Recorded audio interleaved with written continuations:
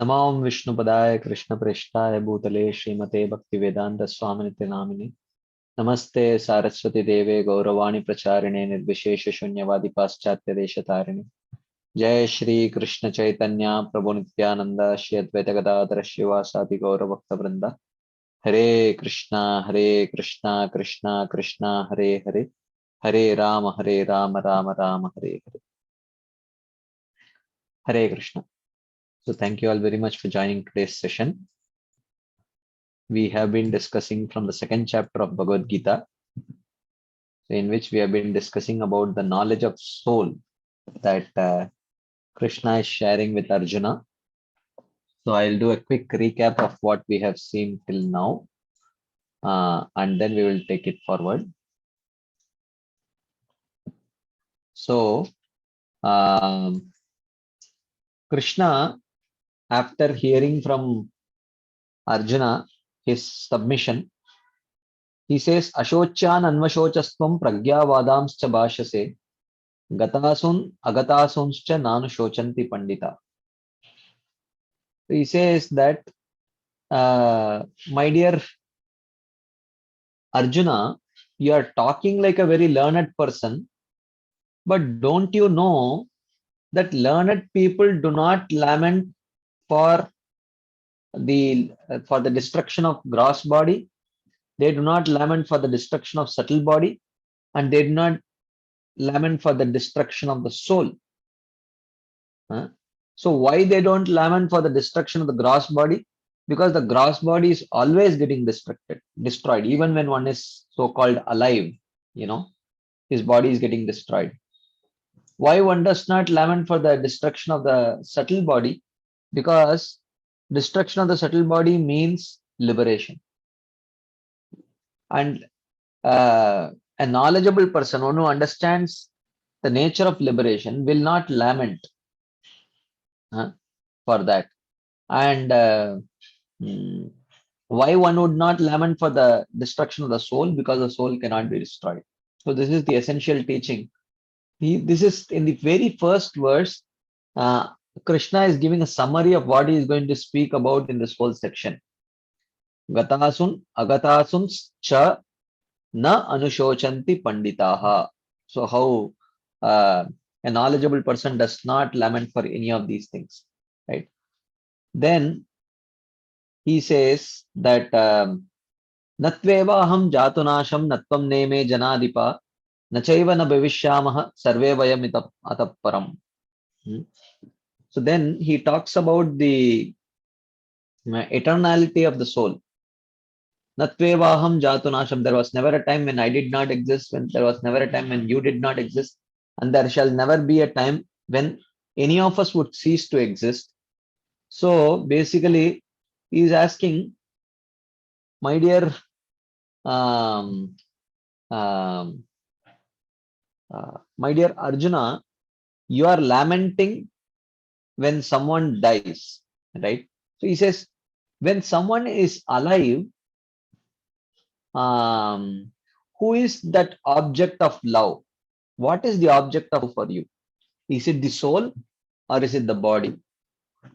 He says, if you say that the object of love is the soul, then the soul cannot be the object of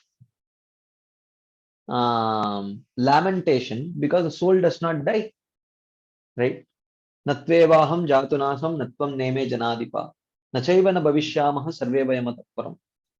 So if you say that the object of affection while a person is alive is the soul, then there is no need for you to lament at the time of death, because the soul does not die, right? Then he says, but if you say in the next verse, he says that dehinosmin yata dehe kaumaram yauvanam jara tata dehantara praptir dhiras tatrana muhyati. He says that just as the soul passes from a boyhood body to a youthful body to an old body, similarly at the time of death he attains a new body.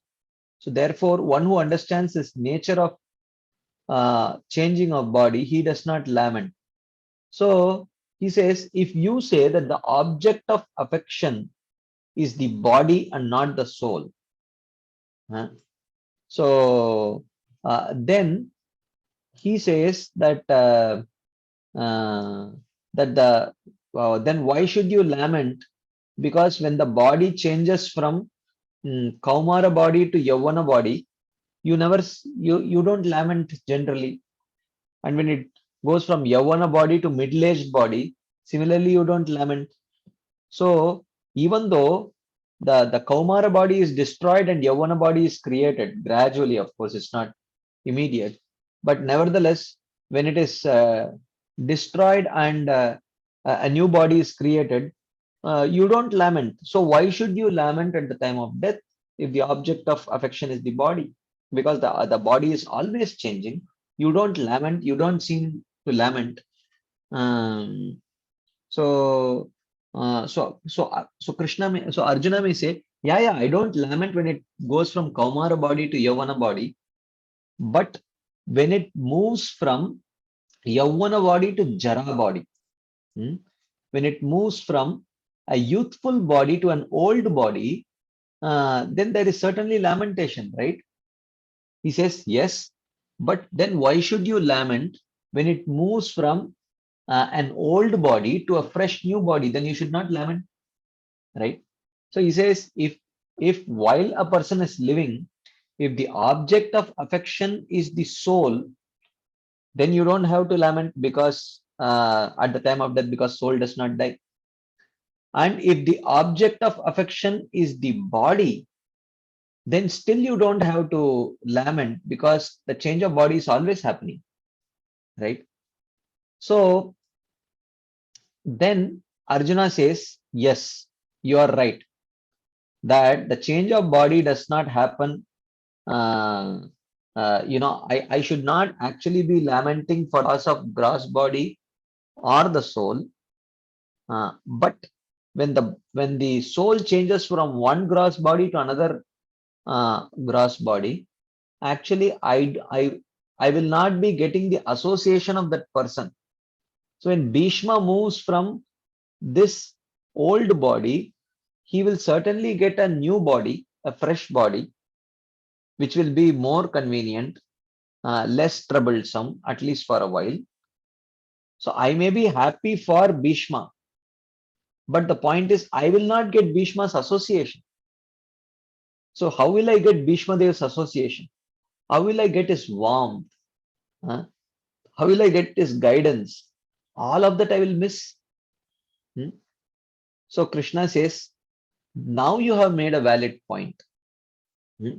So this is a valid reason to lament, but still, this is the nature of things. Huh? Matra sparshastu kaunteya sitoshna shuka dukkada agama apayino anityaha tam stitikshasva bharata. My dear Arjuna, this is the nature of material relationships. This is the nature of material circumstances. This is the nature of material emotions.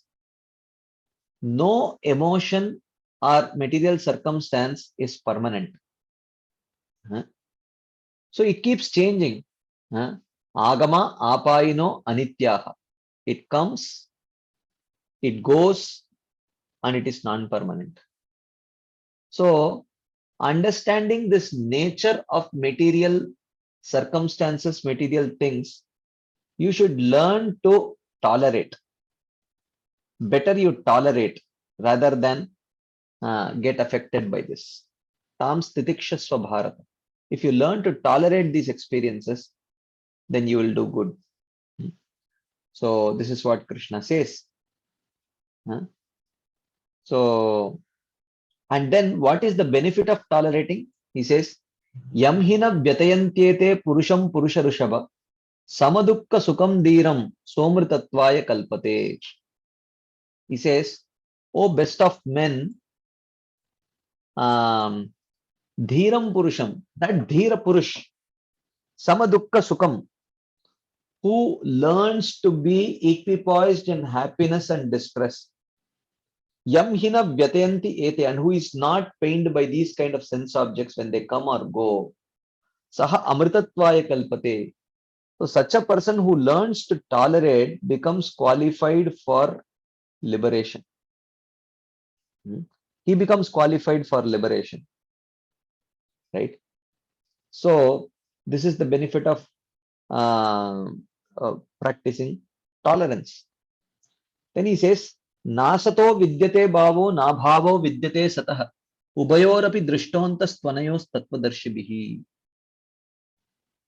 Here, therefore, you understand, Arjuna, that the body, for the body, there is no permanent existence, and for the soul, there is no, there is always existence. There is no cessation of existence.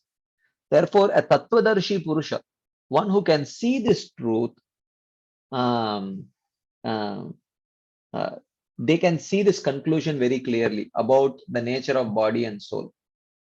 Okay, so he says that so you should understand that the soul has nothing to do with matter. As we were discussing last week, that that Parikshit Maharaj asked this question to Shukadev Goswami, that yad adatu mato brahman deharambosya datubihi yadrichaya hetuna va bhavanto janate yata. So he says that yad adhatu mato brahman. So this material body is made of dhatus, and the spiritual, the soul is it is not made of dhatus. Adhatu matah. It is completely spirit. Then how did this combine? Then how did the relationship between the material body and the spirit soul happen? Deharambosya dhatu bihi yadrichaya hetunava. Did this relationship happen by chance, or is there a reason behind this? Hetu, is there a hetu behind this? Bhavanto janateta, you must be knowing about this. Can you please tell me? So Shukadev Goswami says that this is a wrong question. He says that actually Atmamayam Riteradan Rajan Parasyanubhavatmanah na Gateta Artha Sambandha Swapna Drashtur Ivanjasa. He says that in reality, Atmamayam Rite Rajan, only due to the avidya potency of Maya. So the avidya potency of Maya creates an illusion of a relationship between the soul and the body. So in reality, there is no relationship, but the illusion of such a relationship is created by the Maya potency. And then with that illusory imagination of that relationship, when the living entity performs activities, he is bound. Even the living entity is binding to this real world is also an illusion. It is an illusion created by Maya. In reality, illusion and liberation are both, bondage and liberation are both illusory. Because the living entity is in reality not bound. The living entity can be made to believe that it is actually bound to this material world. So this very clearly, Krishna in his discussion with Uddhava in the 11th canto, he describes Bhandha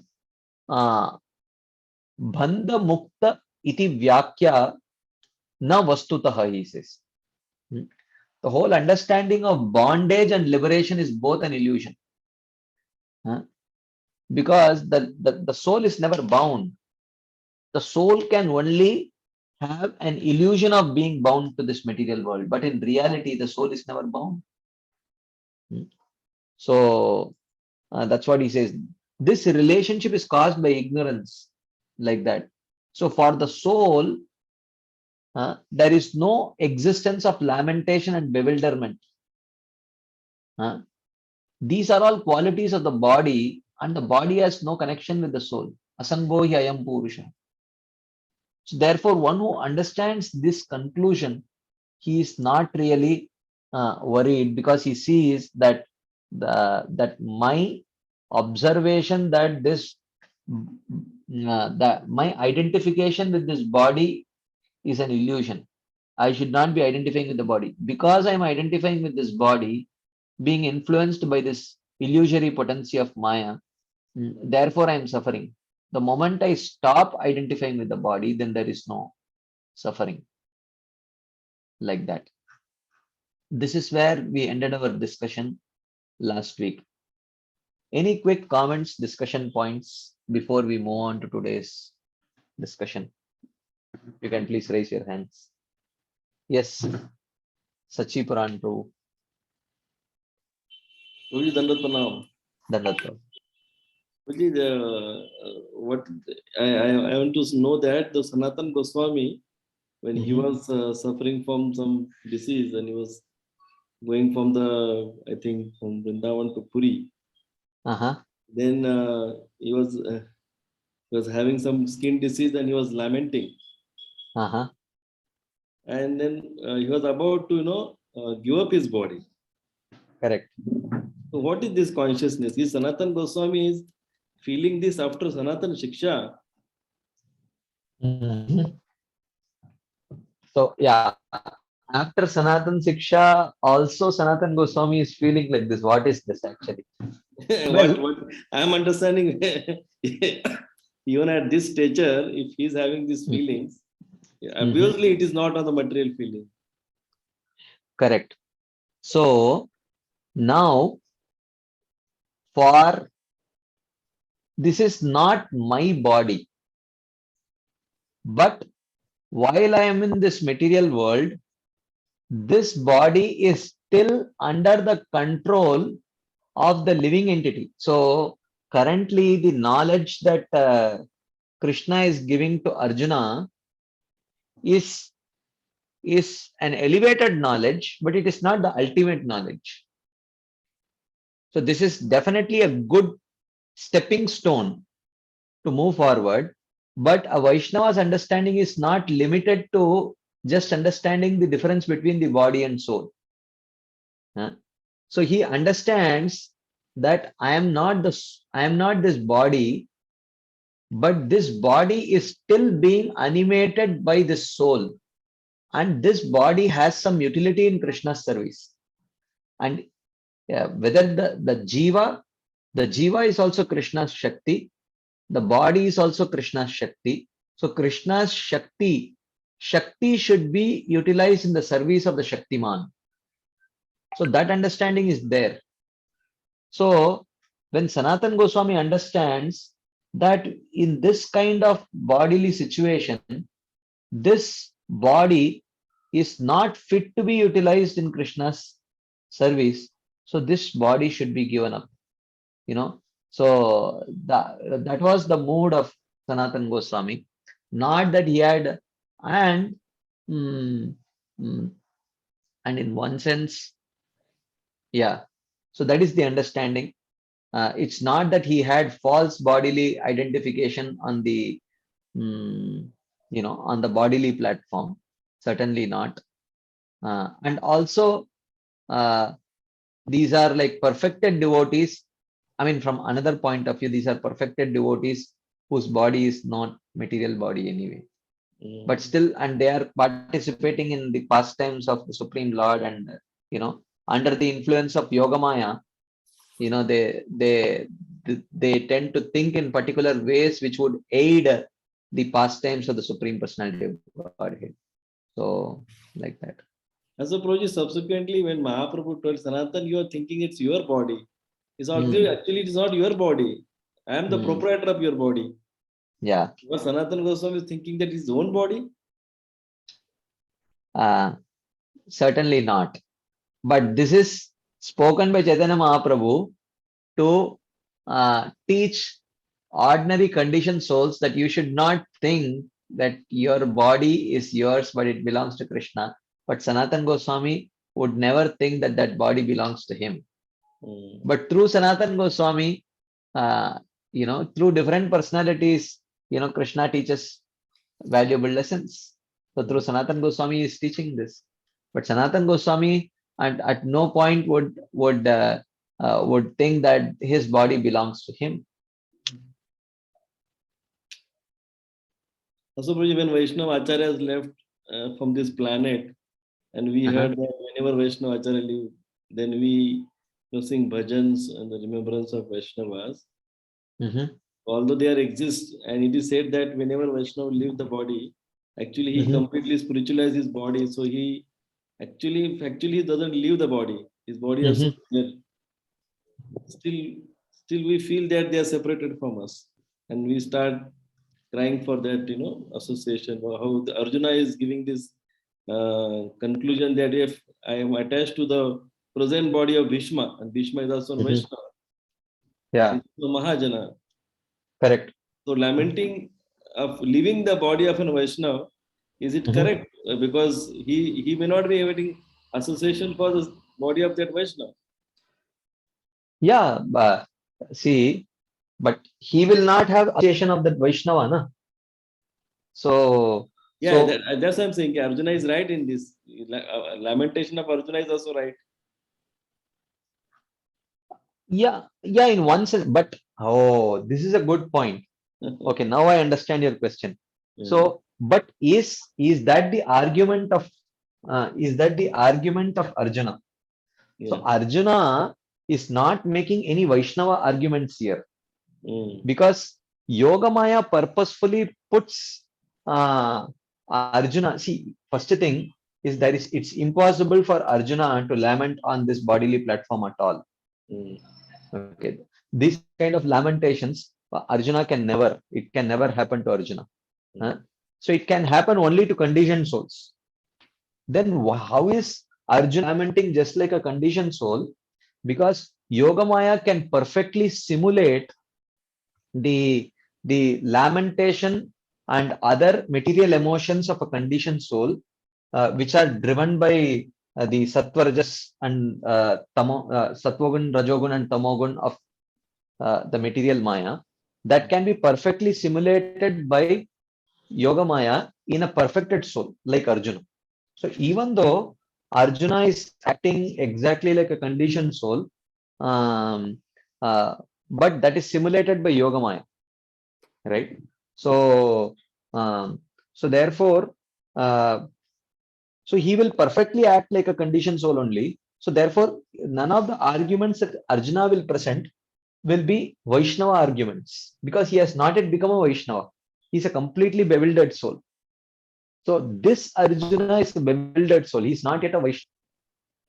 Okay. So his lamentation for Bhishma is at the most on the level of being his grandfather Mm. and a well-wisher.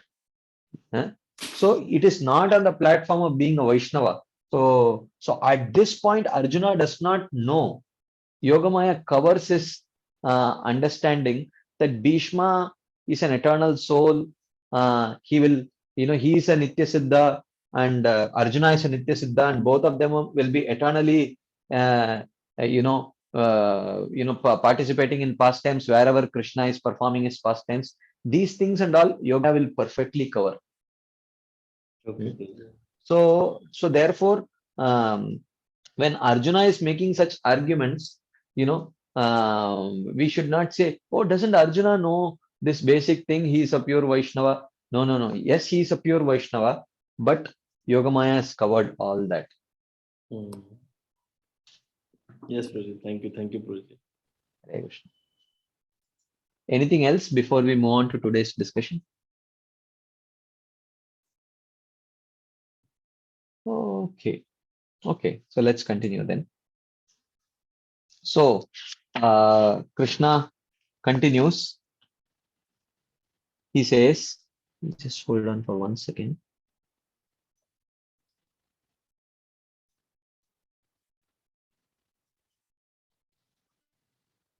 Oh, oh.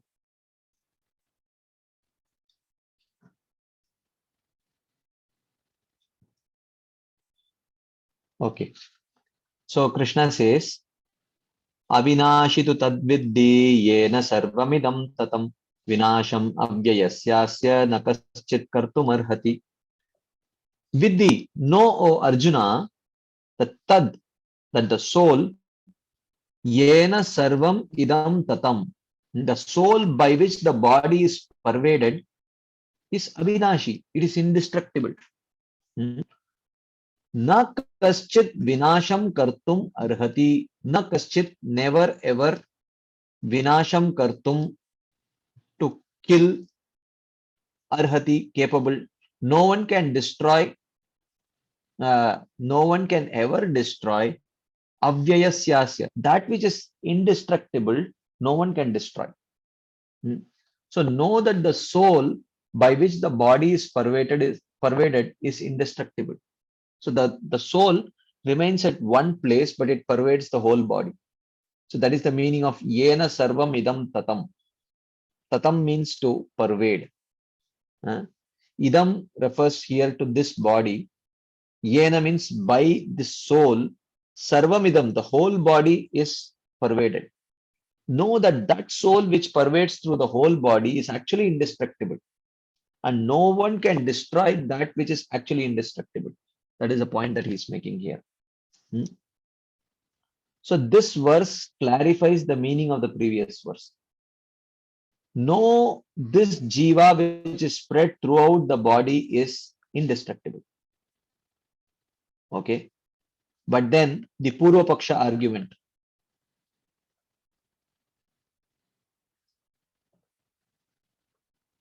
Okay. Someone may say, oh, but being spread throughout the body by its consciousness, this soul would be impermanent because of its medium size only, being the size of the body. Okay. So this is where we need to understand some common, Vaisheshika arguments. Okay. This is not the Vaishnavas. This is not a Vaishnava argument, but this is, the Vedic atomic theory argument. So I will just give this argument. They say that anything, the only permanent thing is Paramanu. This is their argument. Just try to understand this argument. They say the only permanent thing is the Paramanu. So Paramanu is the atom or the subtlest thing according to their understanding. Okay. So they say that everything else is impermanent because anything bigger than the Paramanu can be broken down to Paramanu. So anything bigger than, so the soul, if it pervades through the whole body, then its size must be, its size cannot be, atomic. It has to be bigger. It has to have a medium size. They call it Madhyamakara. Madhyamakara means medium sized, this thing. And anything that is medium sized cannot be permanent because it can be broken down into the size of Paramanu. This is somehow, this is not true argument. This is the argument of the Vaisheshika people. Okay. So this is the Purva Paksha argument, and this argument is the Vaisheshika argument. Okay. So that's what here they say, that if the soul is spread throughout the body by its consciousness, then the soul should be impermanent. Why? Because it is not atomic in size.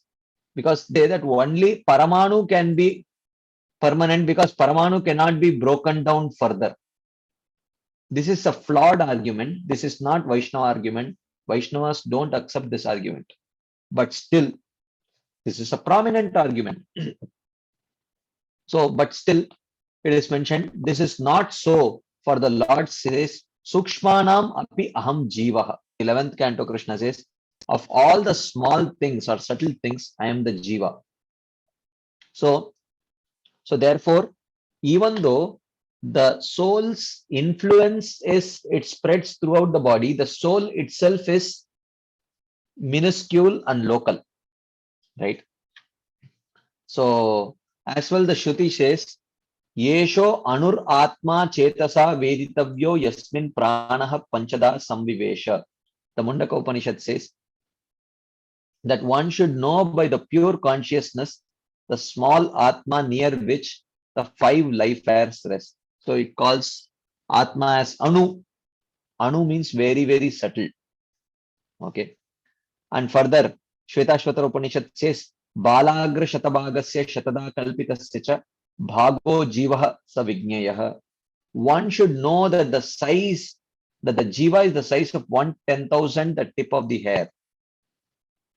Another, Aragra Matrohi Aparohi Aparopi Drishtaha. The inferior soul is seen to be the size of the tip of a spoke or a hair, like that. So, so by these statements of Shruti, we understand that the Jiva is very small. Because for them, the Vaisheshikas, they will not accept that anything that is permanent. So the spirit is eternal, matter is temporary. If you say that the soul is eternal, then it should be the subtlest thing. That is their argument. So, so the Acharyas quote many verses from the Shastras, quoting that the soul is the subtlest of everything. But having said that, we should understand this is not the Vaishnava understanding. The Vaishnava understanding of spirit and matter is not based on size, right? So, otherwise, the Supreme Lord's body, a Vaishnava's body, it is not, its size is certainly medium size, right? So if you accept this argument that spiritual or material or eternal or temporary, that differentiation is based on size, then you may be able to establish the permanence of the soul. But what about the permanent nature of Krishna's body or the Acharya's body, right? So, so therefore, someone may say, so therefore, this is not our argument, but nevertheless, the soul is incidentally, it is subtle in size also. So that's not a problem. But then the argument arises, if it is subtle in size, how can it influence the whole body? If it is subtle in size, small in size, how can it influence the whole body? This argument comes. So for that, the explanation that is given is, it has the power to spread itself throughout the whole body, just as pulverized gems or herbs, when applied to the head, have the power to spread their nourishing influence throughout the body. Right? Good. This is some example which the doctors can easily relate to. Right? So you do give some medicines or some localized application. You can see it's spreading its influence throughout the body, or a good big portion of the body, right? So, or even like some acupuncture or acupressure at you press one part of the body, then there are other parts of the body which are influenced. So basically, Vishwanath Chakravarti Thakur is giving this example. Why should it be a big problem that why can't a minute soul, why should it be impossible for a minute soul to exert its influence throughout the body, when even in the material world, some small herbs or some pulverized gems, when applied to a localized part of your body, it has the potential to exert its influence throughout the body or a good big portion of the body. So why should it be difficult for you to believe that a minute soul can exert its influence throughout the body? Okay. So therefore, he says that, so your explanation that if it influences through if it has its influence throughout the body, it should be medium size. It's not a valid argument. That is the argument that here Srila Krishna is mentioning, and as explained by Srila Vishwanath Chakravarti Thakur here. So he says there is nothing. He says there is nothing contradictory in being small and pervading the body. So something can be small and still pervade the whole body. That's not a problem. That's the point that he is making here. But again, I am just reminding you. So here Krishna is playing into the Vaisheshika argument. You know, even if the Vaisheshika argument is right, which actually as Vaishnavas we don't accept. We don't accept this Vaisheshika argument of spiritual nature of something based on the size. But nevertheless, even if for argument's sake you accept that argument, but still there is no problem. The soul is still very minute. So that problem is not there. But then when people say if it is minute, then how does it exert its influence throughout the body? He says, no, that's not a problem. Even in the material world, small things have an ability to exert big impact over bigger areas. He gives the example of herbs. So that should not be a problem. Then he says,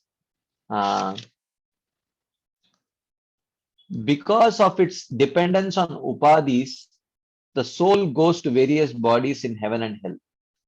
So why does the soul travel to various places in the material world? Because of his mistaken identity. Okay. The soul has nothing to do with body, but the soul can identify with the body, falsely identify with the body. So he can falsely identify with the body, but he has in reality nothing to do with the body. In this way, the soul is sarvagataha, going everywhere. So, like that, he says.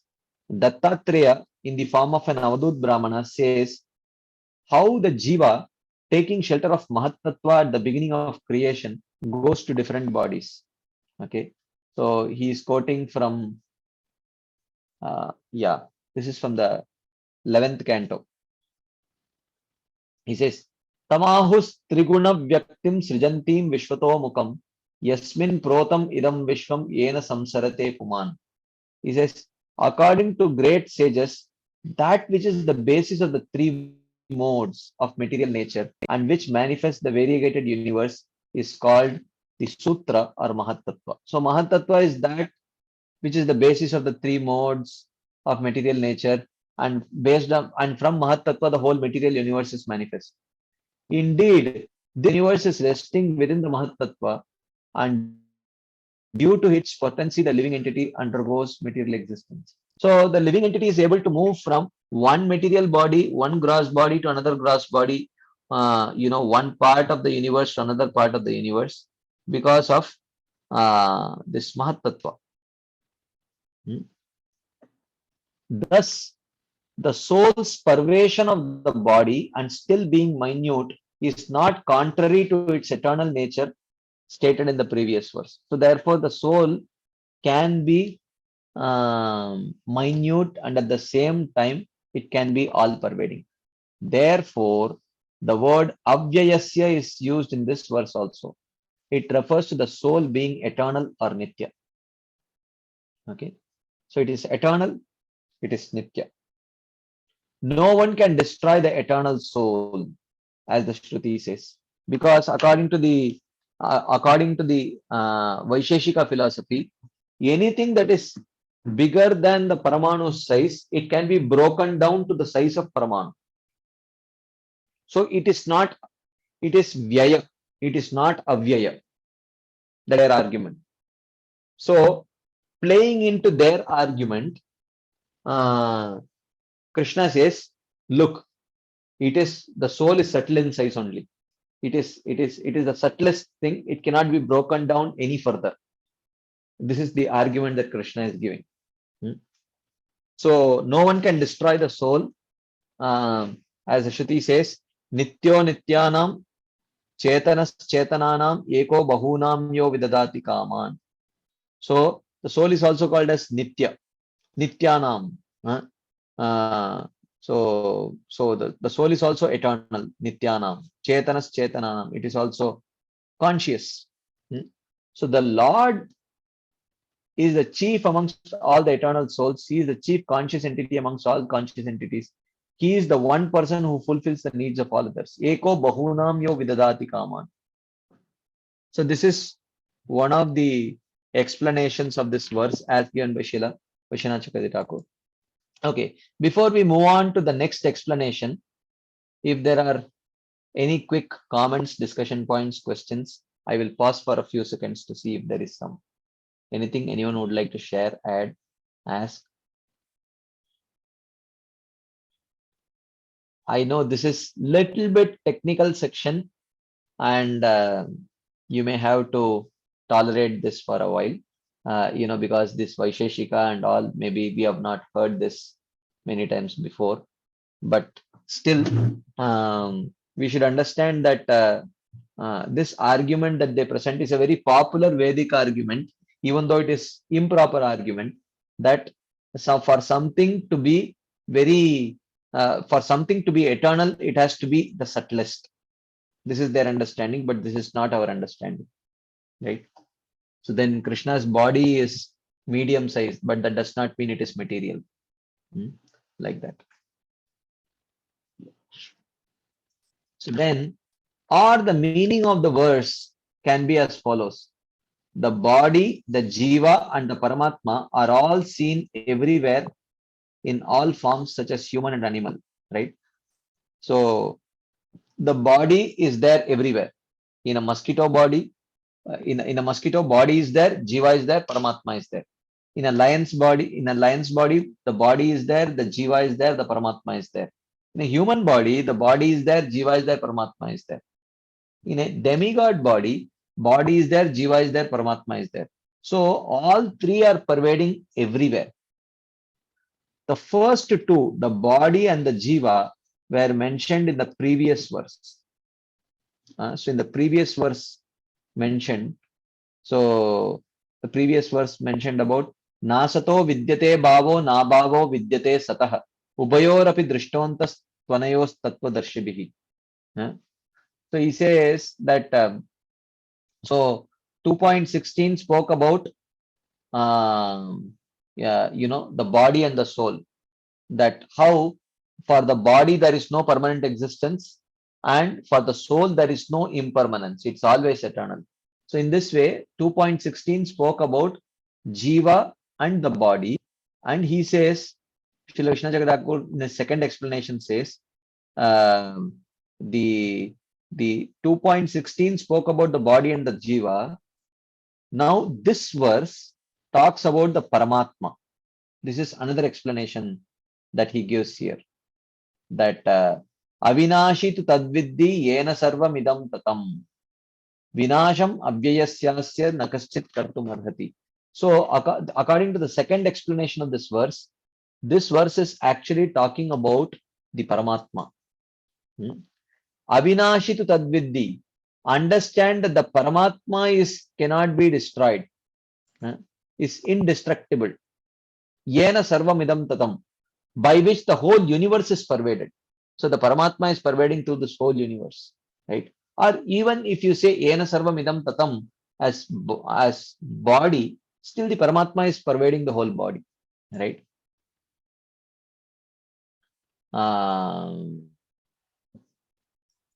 Okay. Na kaschit vinasham kartum arhasi. No one can destroy that which is indestructible, which is Paramatma. This is another understanding, right? So, according to Srila Vishwanath Chakravarti Thakur, the second meaning of this verse also talks about the Paramatma. So the first two, the body and it is indestructible and spread everywhere in the universe. Yena sarvam idam tatam. The word tu serves to distinguish Paramatma from the body and the Jiva. Avinashastu tadviddi yena sarvam idam tatam. Okay. The Paramatma is by its very nature different from matter and Jiva. Therefore, it is distinguished by using the word tu. But, so when you start, when would you start a sentence with the word but? Would someone like to share? When would you start in English or in Sanskrit? In Sanskrit, it may not come in the beginning, but it comes as tu. But when would you start a sentence in English with the word but? Who would like to share? I mean, either, okay, there is something in the chat box. If there is some exceptions, yeah. Or if you want to create a contrast, right? Um, so, all my family members speak English, but I don't speak. If you want to create a contrast, so all my friends are from South India, but I am not. So when you want to create a contrast, then you use the word but. So here Krishna says Avinashi tu tadviddi. So he says that, till now the about the jiva and the body has been described, but Avinashi tu. But now I am going to speak about the third tattva, which is different from the previous two. So the Paramatma tattva is different from the jiva tattva and the material body. So therefore, the contrast is created by using the word tu or but. So therefore, Srila Vishwanath Chakravarti says that this verse talks about the Paramatma. This is another understanding, right? Like that. Okay. Any quick comments, discussion points, questions?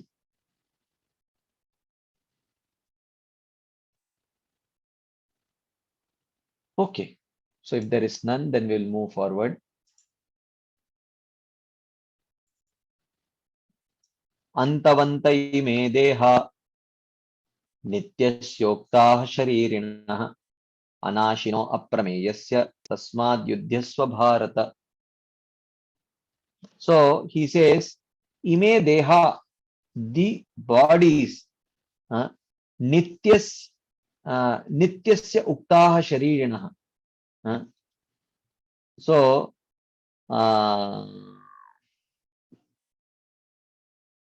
okay, there is a question by Shyam Mohan Prabhu here in the chat box. After we go back to spiritual world, where from we will get the spiritual body? Is our present minuscule soul grows when it enters the spiritual world? Well, not really. The spiritual body is same in quality, but the spiritual body is not the same as soul. So the soul does not grow, but the soul's spiritual identity is activated and he actually gets a body, spiritual body. So, from we will get the spiritual body? We will, according to one understanding, the spiritual body is there waiting for us in the spiritual world. Once we Shravanadi Shuddha Chitta, once by the process of Shravanam Kirtanam, when we become qualified to acquire that spiritual body, we will own that spiritual body. I mean, good that you asked where from we will get the spiritual body, and good that you did not ask where from the spiritual body, who will create the spiritual body. So if you say spiritual body, the spiritual body has to be eternal. So the spiritual body has to be eternal, right? So if so, then what happens to that spiritual body? So then where is that spiritual body before we actually attain it in the spiritual world? So the Acharyas explained, it is there in the spiritual body waiting for us. It is there in the spiritual world waiting for us. So the body is eternal, but the soul has not yet owned that body. So he will, when he goes back to the spiritual world, then he will own that body. So the spirit is eternal and the spiritual body is also eternal. Okay. Just the connection happens when he goes back. Is that okay, bro? Shaman, bro? Or do you have a follow-up question? Okay, fine. Okay, so then Shachipuran Prabhu has a question. Can someone go to spiritual world with his present body after completely spiritualizing his body? Yes, why not? It is possible. Dhruva Maharaj went back, and it is mentioned Tukaram Maharaj also went back. So it is quite possible. In fact, all the acharyas, in one sense, go back in their self same body, or at least most of them. Now you may say that, oh, but this cannot be true because you do make a samadhi for them and all that. But in one sense, that the acharyas explain that when a perfected devotee leaves, uh, he he it is just an illusion that he leaves an illusion of leaving his body in one sense in the material world, so that ordinary people do not get bewildered, or rather to bewilder ordinary people, that an illusion of their leaving their body is created actually. Okay. But in reality, their body is not material to leave behind in this material world. It is spiritual actually. So what to speak of that, even when Krishna descends, sometimes even he creates an illusion of leaving his body, right? So there is, even when Krishna is shot, Krishna's feet is shot by that hunter, even he creates an illusion of leaving his body, but in reality, uh, you know, that body is not material for him to leave. So similarly, um, but it needs divine eyes to actually see that how they are going back in the self same body, like that. So there is a question here. Um, anything spiritual has consciousness, then that spiritual body should be also having consciousness. Then how is it different from the spiritual soul, spirit soul? Uh, yeah, this is a fair point. Um, uh, well,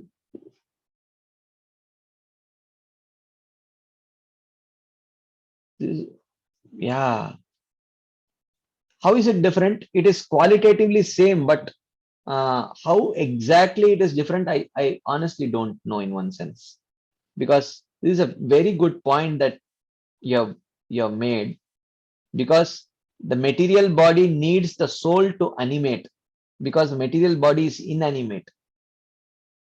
But spiritual body, is it inanimate? No. So does it really need the soul to animate that body?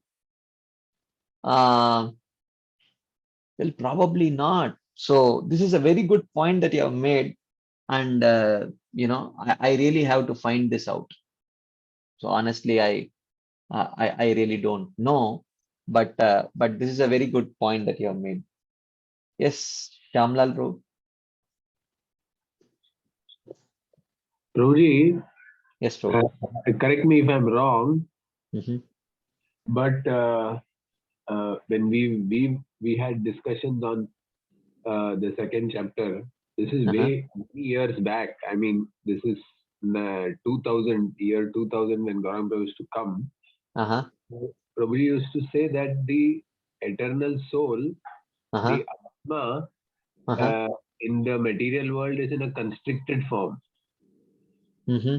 The sense it is too small. When the Mm-hmm. soul goes to the spiritual world, the Mhm. soul expands itself and it gets its original body. I don't know how much it is true, because that is why there is no difference between spiritual body and spirit soul.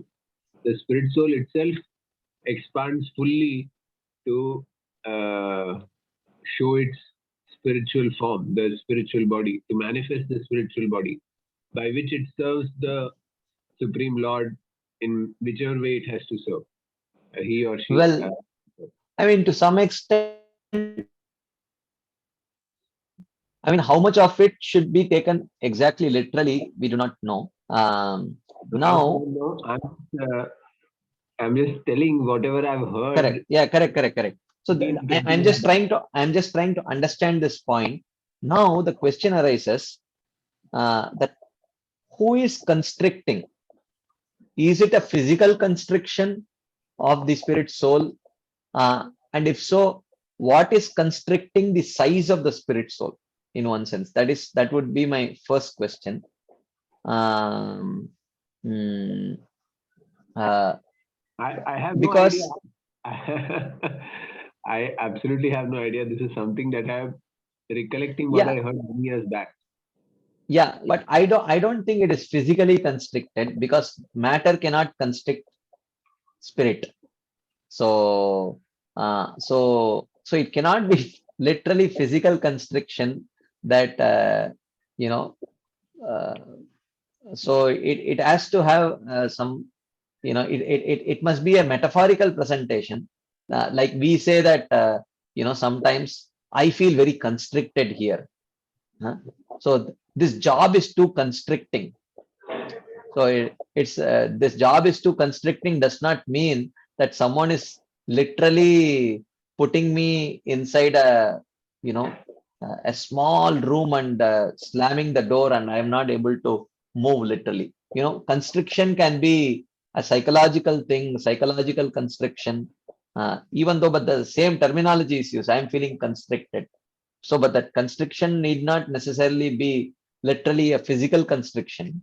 It can be, I mean, for us conditioned souls, it can be a psychological constriction. And in the case of soul, the constriction can be in terms of its potential to exhibit its original constitutional potential.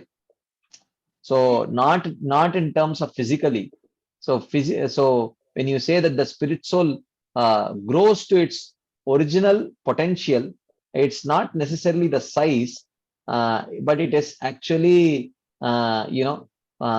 Jivera Swaruphoy Krishnera Nityadas. Uh, it regains its dasatva, or it starts exhibiting its dasatva. So in that sense, I don't recollect anywhere reading that the size of the soul becomes bigger in the spiritual world to get its spiritual body like that. I don't think it is like that. At least I don't recollect reading anywhere like that. That's my understanding. Fine, Prabhu, fine. Haribo. I'm just Hare Krishna. Haribo.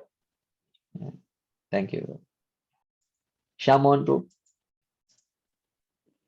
Toji, just like in this material world, the spirit soul is there, which is surrounded by the spiritual senses. I mean, the subtle body, which is in the form of the material subtle body. And then there is a gross body. Yeah. And likewise, there would be some counter part of these things in the spiritual world Yes, also. you are right. That is what I You are can right. imagine. I'm not. Yeah, I don't yeah. know. It's a Nay, speculation. nay. This is your speculation is perfect, bro. This is there in this description is there in the second canto, sixth chapter, right? So there, the second canto, sixth chapter, I will give you a description. It might be quite shocking for many of you. Okay, so there, the description is that Brahmaji, one fine day, Brahmaji wakes up. So Brahmaji is understands that my duty is to uh, recreate, at least a part universe, because during the night of Brahma, from Patala to Swarga, everything is, inundated and destroyed. So he has to recreate. So, but Brahmaji says that, oh, I know that it's my purpose, my duty is to create a part of the universe, but I don't see any ingredients here. So how do I create? Huh? Like that he's thinking. So then at that point of time, he says, he sees that, oh, I don't see anything but the limbs of the Lord. So the limbs of the Lord is Garbhodaka Sai Vishnu's limbs. So he said that, okay, so thinking in this way, he says that, so Brahmaji collected the ingredients from the limbs of Garbhodaka Sai Vishnu to create the universe. So then there is a more detailed description where he says from the subtle, from the Sukshmendriya of Garbhodaka Sai Vishnu, he created some subtler elements, and from the gross, uh, uh, from the Stulendriyas of Garbhodaka Sai Vishnu, he created gross elements, that kind of a description is there, detailed description. So now, now the question is, oh, is there gross and subtle in the spiritual world also? Of course, yes. If there is gross and subtle in the material world, and if the material world is supposed to be a reflection of the spiritual world, where did the gross and subtle in the reflection come from if it is not there in the original spiritual world? So, if there is variety in the material world, then it must be a reflection of the variety in the spiritual world, right? So, so similarly, if there is gross and subtle variety in the form of gross and subtle things in the material world, then the same gross and subtle must be in the spiritual world also. But in the material world, gross is also material, subtle is also material. But in the spiritual world, gross is also spiritual, subtle is also spiritual. So in spiritual reality, also there is gross, subtle, and everything, but everything is spiritual, right? So even in spirit, there is variety. For example, the souls. Okay, there are three varieties of. There are practically four varieties of conscious entities, right? So Krishna is also a conscious entity. Nityo Nityanam Chetanas Chetananam, right? So Krishna is a conscious entity. He is conscious spirit, but he is different. We say that the spirit, the Jiva is qualitatively one with Krishna. This is not completely correct, actually. The exact statement should be that Jiva is qualitatively similar to Krishna. He is not the same, because Jiva has only 50 qualities. Krishna has 64 qualities. Jiva has 50 qualities in minute quantity. Krishna has 64 qualities in full. So if you take infinite Jivas and put them together, you will have only 50 qualities in full. And 50 qualities in full is Krishna. 64 qualities in full is Krishna. So 50 quantities in full is not even Lord Narayana, because he has 60 qualities. 50 qualities in full is not even Lord Shiva, because he has 55 qualities. So therefore, the soul is completely same as Krishna. Okay, so Krishna is a whole different kind of conscious entity. He is one kind of spirit. Okay, then there are personalities who are called as Kaya Vyuha Rupa, or Chit Shakti Swarupa, like Radharani, Lalita Devi, Yashoda Mata, Nanda Maharaj. They are actually Chit Shakti Swarupa. They are not Jivas also. They are direct manifestation of the spiritual energy. Okay, they are totally different. Okay, then amongst Jiva Tattvas, there are Nitya Parshadas like Uddhava, Arjuna, Bhishma, and all that. They are Nitya Parshadas are Jiva Tattvas only, But those Jiva Tattvas who are completely under the control of the Swarup Shakti, or Chit Shakti, they are under the control of. So, so those Jivas act in a different way. So they are different kinds of Jivas. Okay. So in this, so therefore, and there are Tatastha Jivas. So the Tatastha Jivas are all of us. So the Tatastha Jivas have, they are not always under the control of Yogamaya, or they are not always under the control of Chit Shakti. They are sometimes under the control of Chit Shakti, sometimes under the control of Maya Shakti.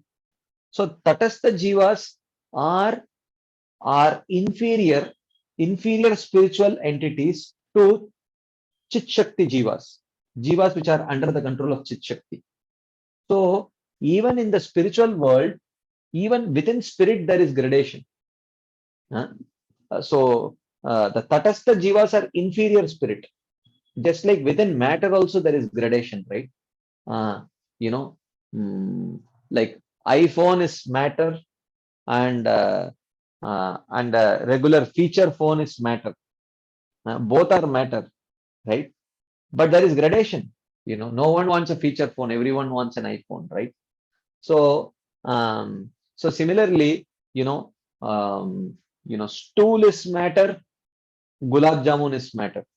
But there is gradation in this, right? So similarly, in spirit also there is gradation. Okay, not all spirit is same. There is variety in the form of gross subtle. There is variety in the form of Chit Shakti Jivas and Tatastha Shakti Jivas. These are all spirit, but there is gradation, right? So is that I mean, I don't know, does it address your point, Shamon Prabhu? Is Shamon Prabhu there? Okay. Prabhuji, I thought when you started with saying that there are 4 kinds of spirit, I thought you would say Vishnu Tattvas, Jiva Tattvas, and Shambhu Tattva, 3. And then maybe Chit Shakti expansions, 4. Yeah, but then in your description, you didn't include Shambhu Tattva as a different. Oh, yeah, if you take like that, then that's the 5th category, you can say. Acha. Yeah, that is the 5th category. So there are like multiple categories. In spirit, there is variety. So generally, when we think of spirit, we think of something homogeneous. Just like matter is not homogeneous matter, there is so much variety in matter. Similarly, where did that variety in matter come from? If it was not there in spirit, it is there actually. Okay. Vrajrade Mataji. Hare Krishna, Prabhuji. Hare Krishna. Dandavat. Prabhuji, you said this we call as the Tatastha Shakti Jivas. There are 2 types like Nitya Baddhas and Nitya Siddhas. Correct. So Correct. these Nitya Siddhas are different from Chit Shakti Jivas, or they are same as that? Yeah, they are different, Mataji. So So they are different. Yeah, yeah. So Chit Shakti Swarup is totally different. So Nitya Siddhas can be in one sense, Nitya Siddhas can be in the Brahmajyoti also, but they are not under the influence of Chit Shakti, right? So usually Because we call that associates of Krishna or Nitya Siddha devotees. they are Like no. So, yeah. So this Nitya Siddha is used in different ways. So the classification that I gave is an elaborate classification that Bhaktivinoda Thakur gives in Jaiva. But generally in all other places, Nitya Siddhas and Nitya Parshadas are used interchangeably. So it's just a detail. It is just a detail. If you want a more elaborate discussion, then you have to, necessarily differentiate between Nitya Siddhas and Nitya Parshadas. But generally, in order to not wanting to confuse readers, generally they are interchanged. Nitya Siddhas and Nitya Parshadas are said to be the same, but it is not. In the strictest sense, it is not actually. Because Nitya Siddhas are Tatastha Jivas, Nitya Parshadas are not Tatastha Jivas. Okay. Right. Okay. Okay. Okay, it's already 9:12. So yeah, Shamon, go ahead. Prabhuji, there are 4 lakh human species, Uh-huh. and these species, do they include the demigods also? Because I'm asking this question because in the description of the universal government of the Mhm. Manvantara descriptions, Mhm. the Lord creates a Brahma, or at the time when the Manvantar starts, the Mhm. Devatas are also created at the same time, and Uh-huh. then the Jivas are populated Mhm. in the universe. Mhm. So does that mean that the Brahma ji जो है वो human species के ऊपर हैं, is in devata category, and then all devatas are also in the devata category, and human species are 4 lakh in number, and they are just limited to the earth, and within the earth planet only there are so many varieties of human species. And then based on what are they differentiated? Is it the body type, the race, the bodily features, or based on the consciousness? So what is the Well, basis of this 4 lakh okay. division? Okay. So now definitely consciousness is a major part. Now, when you say 84 lakh, anyone remembers the I'm just thinking with you. Do you remember the 84 lakh bifurcation? No, I don't remember the Sanskrit shloka, Prabhuji. But does anyone remember even the English Navalakshani, that. Jalaja Navalakshani? So 9 lakhs is aquatics. Then Sthavara Lakshavimshati. I think Sthavara is Terrestrial. Animals. Terrestrial. Sthavara. No, Sthavara is trees, right? Okay. Trees are 20 lakhs. Lakshavimshati, trees. Then, so this is 29 lakhs over. Then, anyone, please keep adding, check and let me know. Jalaja Navalakshani, Sthavara Lakshati. Krimayor, insects. Insects are anyone, if anyone has your, insects, 11 lakhs. Okay, next. Okay, someone has given it. 9 lakh species are aquatics, 20 lakhs are plants and trees, 11 lakhs are insects, 10 lakhs are birds, 30 lakhs are bees, and 4 lakhs are human beings. Where are the devatas? Right? So the devatas are also created species. So the devatas are not specifically mentioned. So which means the Gandharvas, Kinnaras, Kimpuras, and all of them fall within the human species only. Because they are not aquatics, they are not plants and trees, they are not insects, they are not birds, and they are not bees. Right? So the Gandharvas, Kinnaras, Kimpurushas, Devatas, Upadevatas, all of them fall within the human category only in once. And within the so-called humans that you see, also there is gradation based on consciousness. But how exactly further classification?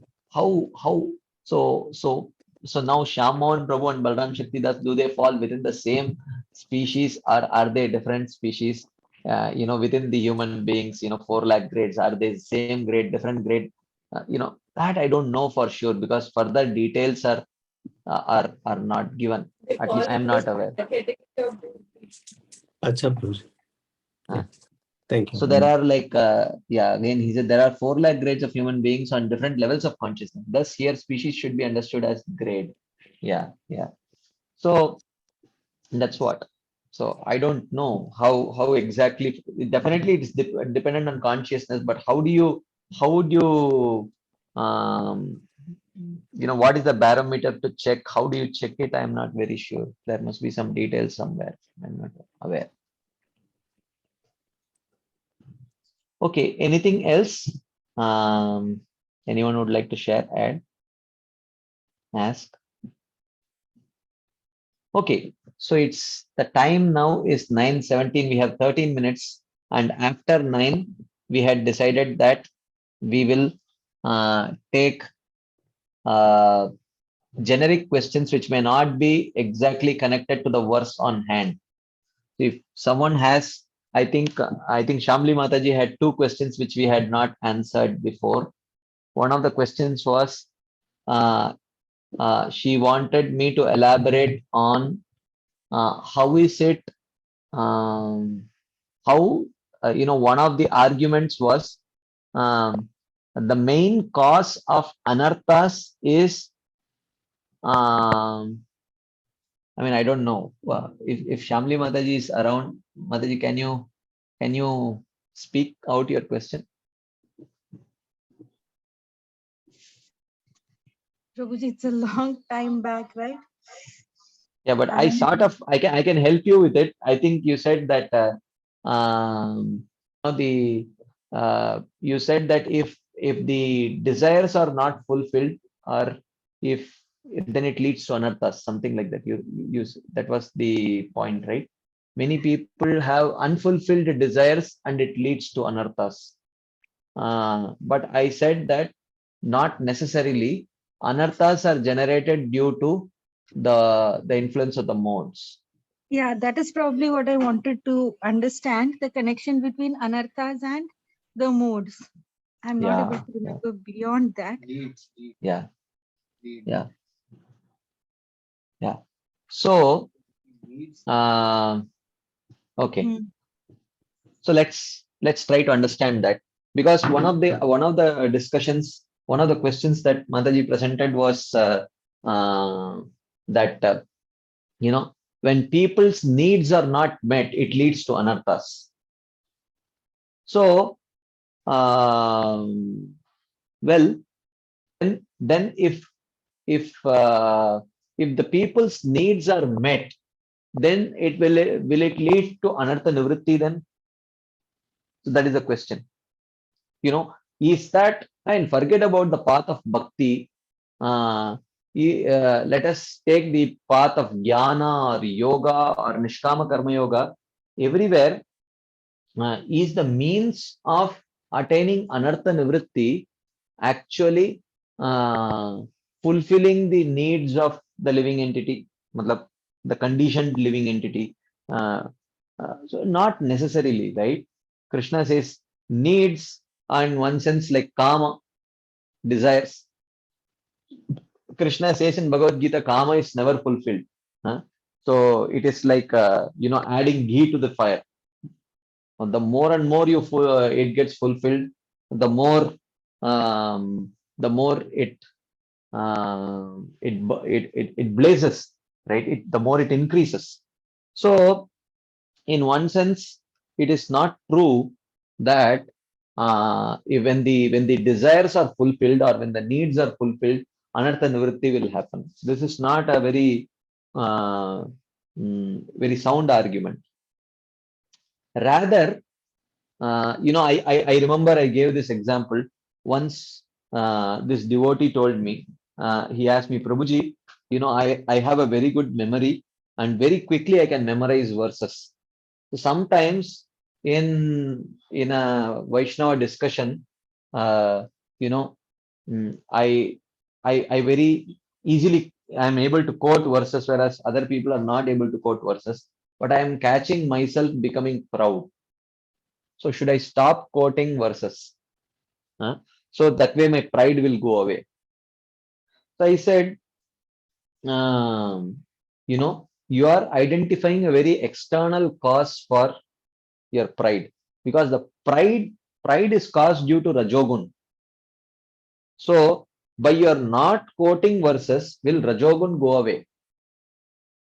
So I told, if you don't quote verses, and if someone else quotes that same verse, then you will feel envious, because the root cause of pride, which is Rajogun, has not yet been addressed.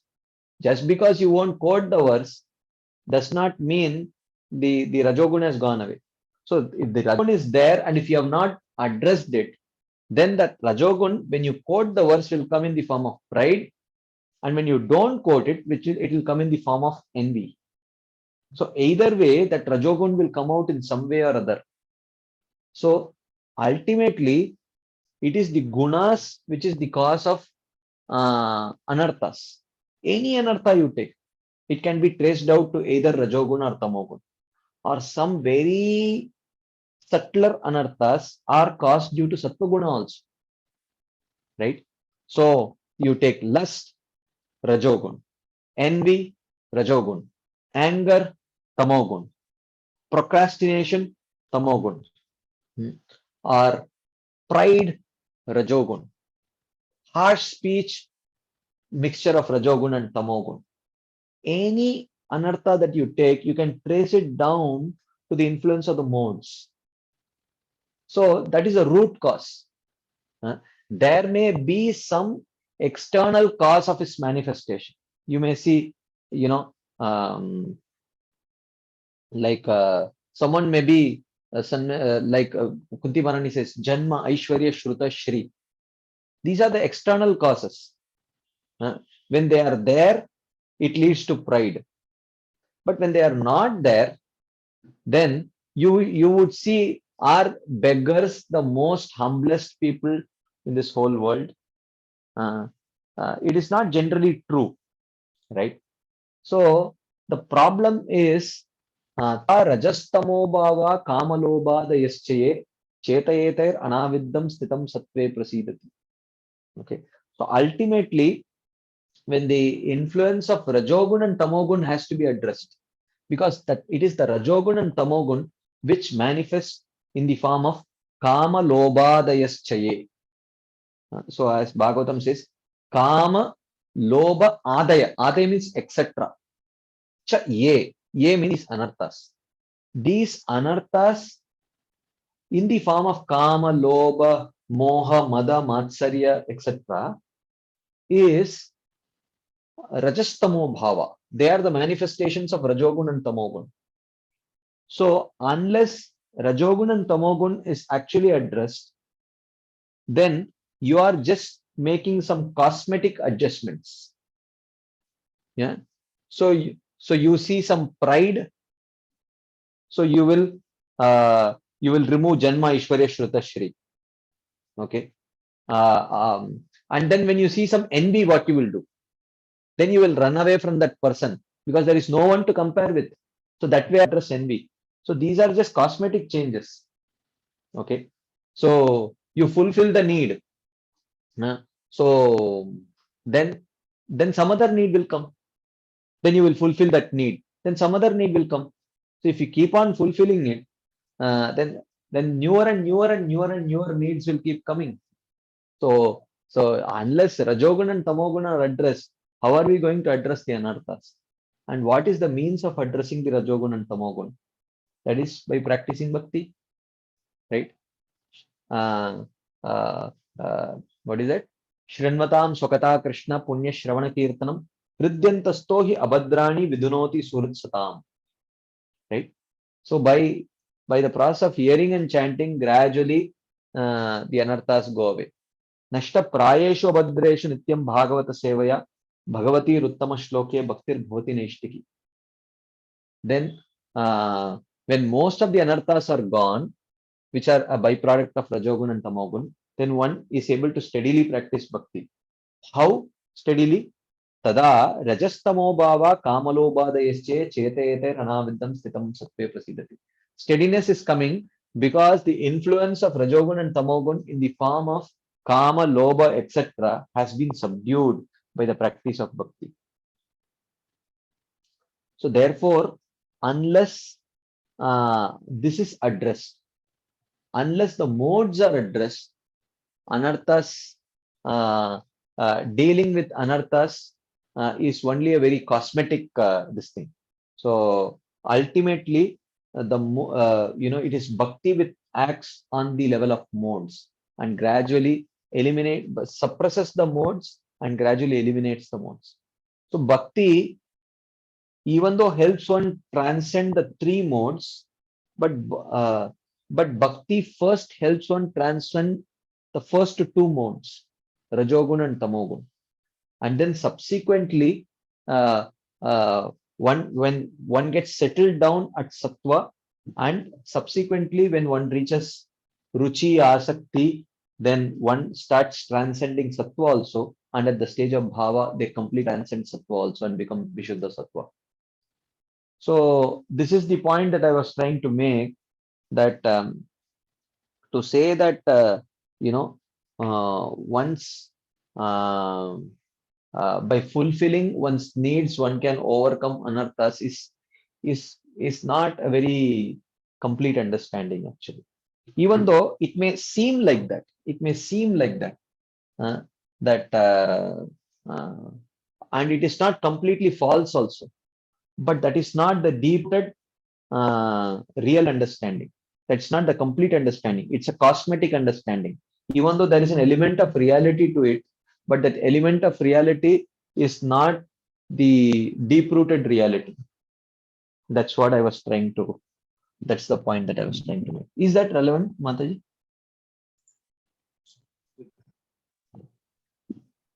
Haribol? Yes, Mataji.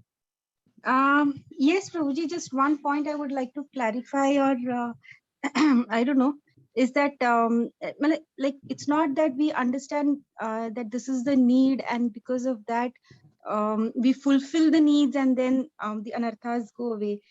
Understanding the needs is just a way of understanding that, okay, because these needs are not fulfilled, or these needs are there, and that is why we are behaving in a particular way. So it's I just wanted to clarify that one point, that it's not that it is said that fulfill the needs. The point is to be able to communicate to yourself and to others in a way that, okay, the cause for the behavior is that this is the need, and that is I mean just a small point. I understand. Yeah. Yeah. So also, I mean, I was also thinking while you were saying that this could be, we could compare it to, a person having a bodily disease and going to a doctor for the medicine, while at the same time you understand that, yes, it is my karmic reaction, or whatever the deeper understanding of philosophy is, we understand and we tolerate, but at the same time we put in efforts to find solutions to it. So is that okay? Like, anarthas are there. I understand the anarthas are because of the modes, and yes, okay, as you say, we can address it by continuing my practice of hearing, and my practice of bhakti. But at the same time, if I can put these We can try to address it. I accept. While we are trying to purify the modes by practicing bhakti, but understanding that this purification will take a long time, and understanding that my tolerance level is low, one may choose to address it intermittently for peaceful functioning. That is fine. Yeah, that one can choose to do. But one's whole and soul effort cannot focus on that particular aspect only, because that is also important. Not that it is important, but one should not give that more uh, importance than what actually it is. Than actually what it deserves actually. Yeah, that is definitely, I agree with your point. Yes, Prabhuji. Point taken. Hare Krishna. Yeah. Okay, so it's 9:30 now. So thank you all very much for your patient listening and your nice participation. So we will continue this discussion next Friday. So thank you. Srila Prabhupada ki jai, Srila Vishwanath Chakravarti Thakur Pad ki jai, Srimad Bhagavad Gita ki jai. Hare Krishna. Thank you very much.